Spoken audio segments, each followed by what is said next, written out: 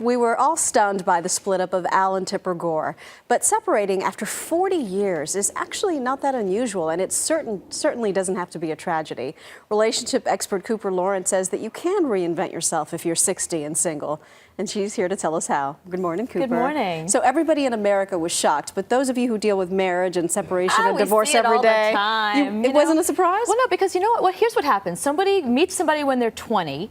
You know, they start having children, they become a mom and a wife, and maybe they have a job too, but they're so focused on the family, they forget about themselves.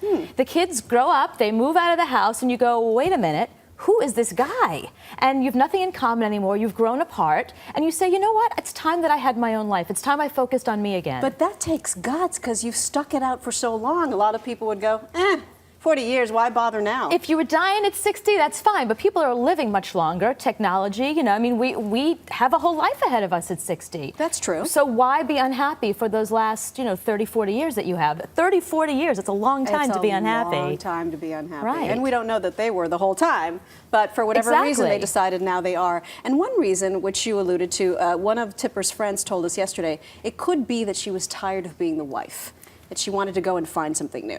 And you say one way that women can do that is by strengthening their friendships? Now, all the research shows that really what helps women as they get older, I mean, it's linked to health, heart health, happiness, is friendships. Your friends have different expectations of you than your family does, and it's a chance to let go and be who you are. And plus, the friendship is a bond like no other. And the more friends you have as you get older, the happier you're going to be. That's what the research says. We have a bunch of people outside from Match.com. The internet plays such a huge role in relationships these days. Can you do that if you're that age? Social networking, it's so important. Yeah. Just because you're in your 50s or 60s, get on Facebook. Yeah. Let your kids make fun of you, just get on Facebook. Because it's important to expand your social network. Get in touch with friends from high school. Get in touch with people you haven't seen since, God knows when. It's a good idea. And you say do something you've never done before. Like what? That's the biggie. I don't know if you've seen this show, Sunset Days. No. Oh my God, they're jumping out of planes. They're having pajama parties. It's okay to be a girl again. It's okay to do those things you always wanted to do, to remind you of who you are.